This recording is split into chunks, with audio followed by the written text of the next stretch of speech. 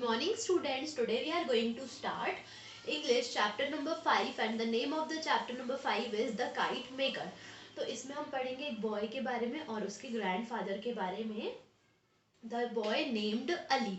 तो बॉय का क्या नाम रहता है? अली. तो अली को काइट उड़ाना बहुत पसंद होता है और वो एक दिन अपनी काइट उड़ाता है तो उसकी काइट जाकर एक बैनियन ट्री में फंस जाती है. You know what is the meaning of banyan tree? Banyan tree का मतलब बरगद के पेड़ पे. तो उसकी काइट जो है बरगद के पेड़ के पास फंस जाती है, जो था मॉस्क्यू के पास था वो पेड़. मॉस्क्यू का मीनिंग होता है मस्जिद के पास था. उसके जो ग्रैंडफादर थे वो एक दिन बहुत ही डे ड्रीमिंग कर रहे थे कोर्टयार्ड में बैठकर. उनकी एज ही इतनी ओल्ड ओल्ड है कि वो और क्या ही करेंगे. तो वो वहाँ पे बैठ के आईज क्लोज करके कुछ ना कुछ अपने मन में थॉट्स सोच रहे थे. तो अली जाकर अपने ग्रैंडफादर को बुलाता है कि grandfather, my kite is gone.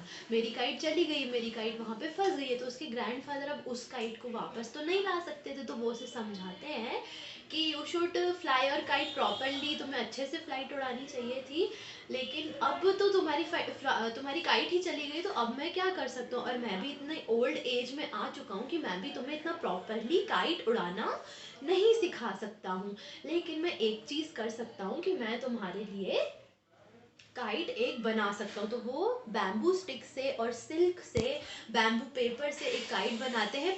Light pink colour की काइट बनाते हैं और उसमें उसमें जो नीचे एक स्ट्रिप लटकती है काइट में से, वो होती है ग्रीन कलर की. तो वो ये उसके लिए बनाते हैं. फिर वो उस काइट को उड़ाने के लिए बहुत ज़्यादा एक्साइटेड हो जाता है और वो अपने ग्रैंडफादर को किस करते हुए बहुत ज़्यादा हैप्पी हो जाता है. और फिर उसके ग्रैंडफादर वापस कोर्ट यार्ड में बैठकर ड्रीम करते हैं कि जब हमारे टाइम पे हम काइट उड़ाया करते थे, और उनकी भी पहले काइट की ही शॉप होती थी जिसमें वो काइट बनाकर बेचते थे. बट अब वो वैसा कुछ भी नहीं है, क्योंकि अब वो बहुत ही ओल्ड एज में आ चुके हैं और अभी के ज़माने में भी कोई इतनी काइट नहीं उड़ाता है, क्योंकि सबको, आजकल के बच्चों को सिनेमाज एंड फोन्स ज़्यादा प्रेफर करते. तो कोई भी काइट उड़ाना नहीं पसंद करता है. तो वो ऐसा थॉट करते हैं, वो ऐसा सोचते हैं. तो वो ये भी बोलते हैं कि जब हमारे टाइम पे लोगों के पास बहुत ज़्यादा स्पेस होता था काइट उड़ाने के लिए, लेकिन अभी के टाइम में लोगों के पास इतना स्पेस नहीं, क्योंकि अभी हर जगह ग्रास लैंड्स पे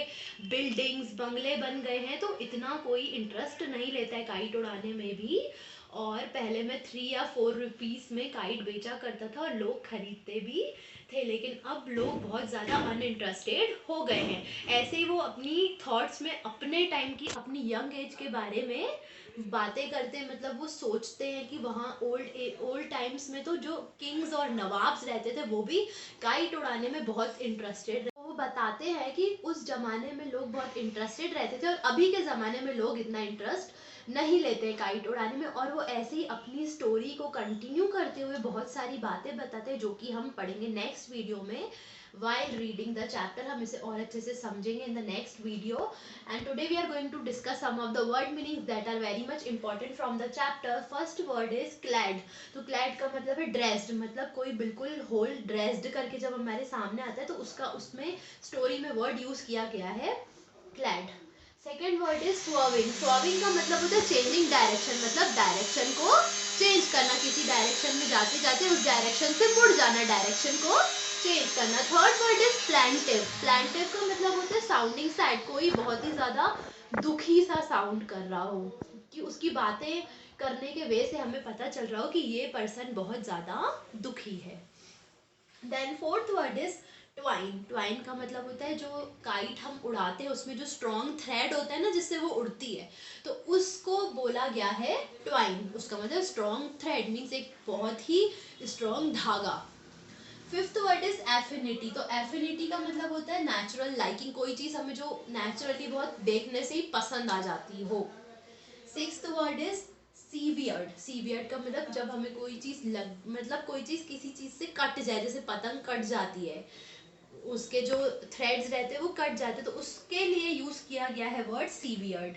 सो you have to write these 6 word meanings in your English copy, and in the next video I am going to explain you this chapter more clearly. So these 6 words you are going to learn as well as you are going to write in your English copy. So once again I am telling you, glad, swerving, plaintive, twine, of affinity and served are the 6 word meanings that you are going to write in your copy.